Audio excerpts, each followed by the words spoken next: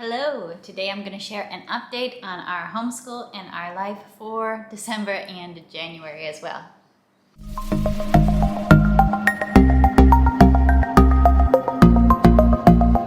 Hi, I am Rachel from 7 in All. I'm a second generation homeschool mom, homeschooling with 3 little boys now and living overseas in Southeast Asia. So yeah, today I wanted to chat about, just give an update on what homeschool has looked like over the last 2 months as our family has experienced a rather significant addition and change to our lifestyle. And yeah, so this update, I usually do monthly updates, but kind of for obvious reasons, this update is going to cover the past 2 months. Now, for about the first 2 weeks of December, we were totally solid with doing our school routine. We were doing plenty of school. We were adding in our Christmas picture books and read alouds and countdowns, baking Christmas cookies, decorating, crafts, all the fun Christmas stuff, and as well as school. It was kind of that phase of pregnancy where the best possible thing you can do is just stay occupied and keep your body and your mind occupied, kind of that burst of energy at the end, and trying not to keep your mind just in a cycle of when will this baby be born. So that first roughly 2 weeks of December was like awesome as far as school goes and routine and getting things around the house done.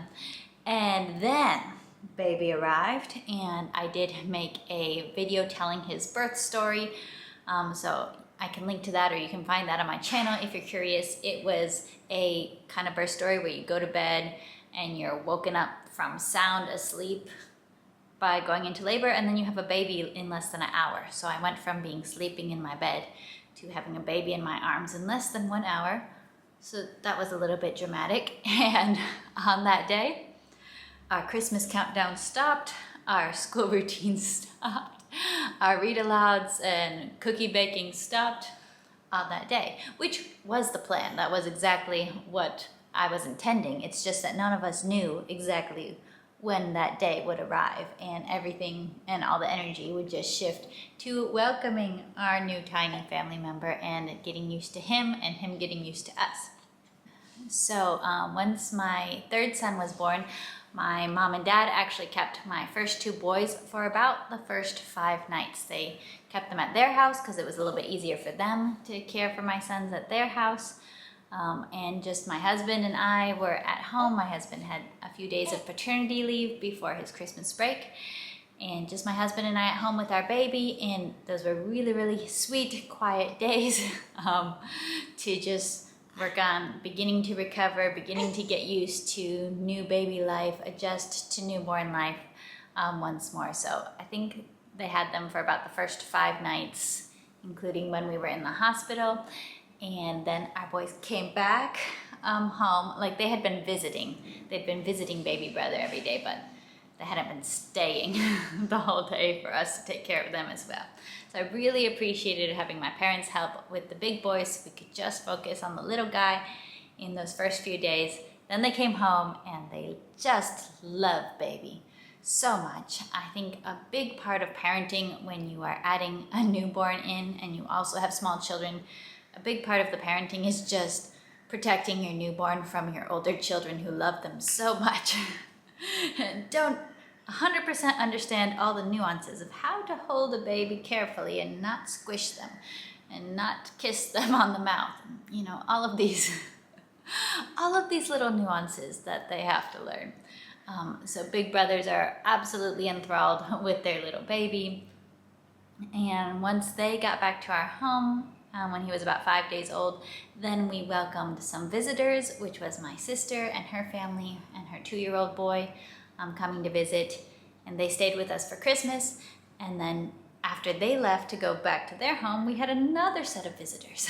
My other sister, who has a 1-year-old, came to visit. So we have had a lot of visitors come to visit within this 1 month period. It was kind of coincidental that it happens right after baby's born. That works out perfectly because then they get to meet him. But also it was just kind of because it was Christmas break or it was winter and they had time to travel. So we're really always thankful when we can have family come to visit. That's really, really special. And while they were here, of course, my family is taking them out, going on adventures, sightseeing, restaurants, going to the beach. So my big boys joined them for all of those field trips and adventures. They had many field trips during this past month. They've been to beaches, they went to a sea turtle conservation center, they've gone to parks, hiking, kayaking, lots and lots of outdoor adventures, and I did not join for any of the big adventures. I joined for some of the let's go out to this local restaurant close to my home and just eat dinner and the baby stays in the car seat, I joined for that level of adventure for a few of them, but mostly I have stayed home. As I mentioned before, in our local culture, it is traditional to practice a 30-day confinement after baby is born. So largely we did do that. Pretty much it's been me and baby at home for the first 30 days, and because of the timing of our guests, they were going off on adventures. My boys were joining them when they could. So they had an adventurous month, not really our normal routine at all. And I just had a few weeks to just adjust to spending time with my little guy, getting to know him, and getting a lot of rest while I am healing myself. For me, the postpartum experience has never been like an instant, I feel amazing and energetic and so not in pain. I never feel like that right away. It always takes a couple weeks to really get back on my feet, be able to move around without being in pain and feel kind of healthy and normal. We're getting in that direction. I don't feel 100% myself yet, but I know I feel much, much better than I did. And I'm very, very thankful for that. And I do think that having these weeks to intentionally rest helps a lot with that process of being able to heal and recover a little bit faster than I otherwise would have. Now, as far as the newborn himself, I like to joke that he hasn't really developed any unique hobbies of his own yet. He's kind of in this stage where he's very awake, not such a sleepy little newborn anymore, but he doesn't have unique hobbies, favorite toys, or anything like that because he's a month old and he can't hold things. But he's doing all the typical baby things of sleeping and eating, and he loves to be cuddled, which is great because lots of people love to cuddle him, including his brothers, as I mentioned. He wakes up 4 or 5 times a night, which is perfectly normal, perfectly developmentally appropriate at this stage. My husband and I are realizing it's been a little while since we had a baby. The first 2 were practically babies together. They're very, very close in age. And then here we have a longer gap, a 4-year gap. So we're not used to remembering to bring the diaper bag with us when we leave the house, or remembering, oh, I need a blanket for him, or all these little nuances of, oh, what is baby life again? You always got to be carrying somebody because we're so used to kids that can walk themselves and don't need a diaper bag and all of that. So it is a readjustment. It's a glorious, joyful little adjustment. We're so thankful that he made it here to join us. Oh no! Now, as far as an actual homeschooling update, we have gotten some school done within these 2 months. As I mentioned, we did school solidly up until baby was born.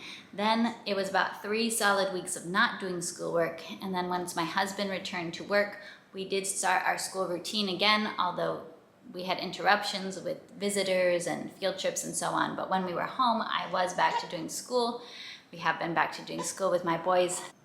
So when we restarted school in January, I actually moved my little guy up to more of a pre-K routine because he had finished up a lot of what he had been doing back before Christmas, and he was definitely seeming ready for a greater challenge. So we've started Gentle and Classical Primer and the other curriculums that I mentioned in my recent pre-K curriculum choices video, which you can check out if you want to know what all of those are. But that's already been a really fun beginning. The very first unit of Gentle and Classical Primer has the 3 little pigs has their first wonder tale. And with Gentle and Classical Primer, you're always supposed to be encouraging your child to build up the skills to retell or narrate or act out the story. So when we were doing that story, by the end of the week, we acted out the story with the 3 little pigs, and I had baby play the first little pig who built his house of straw, and the big boys were just They just thought that was the funniest thing ever to have their baby brother play one of the little pigs. And they got to play the other little pigs, and I was the big bad wolf, of course. You know, that's a role I'm made for.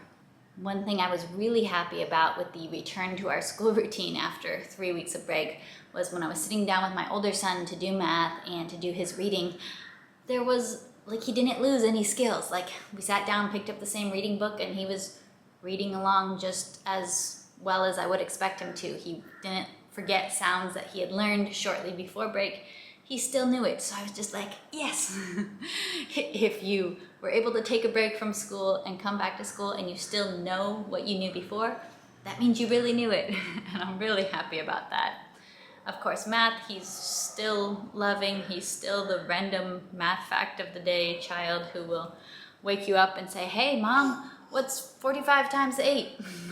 And then tell you the answer. And he just has all of these little things that he's figuring out with math, this fascination for cubes and squares, as far as, like, you know, 2 times 2 times 2 or 2 times 2, different kinds of number things like that. Cubes, squares, multiplication, division, money, time, many math concepts greatly fascinate him right now, and it's really fun to see just his natural interest growing in that. He is starting to move towards getting close to the end of a lot of his kindergarten curriculum, which means we will probably be starting up some of his next level curriculum in spring, maybe in March. So keep your eye out for that. I will soon be releasing my first grade curriculum picks video. And yeah, it might sound like a little bit of an intense load for first grade, but I think it's gonna fit him very well. All right, I think I'm gonna wrap up this update right here. I hope that you enjoyed this, and I hope that you enjoyed a few cameos from my filming buddy today. If you have any questions or comments, definitely feel free to leave them in the comment section below. You can give this video a thumbs up and subscribe, because I will have so many more nerdy videos coming to you here in February, as well as continued homeschool updates as we go throughout our year. All right, I'll be seeing you. Bye.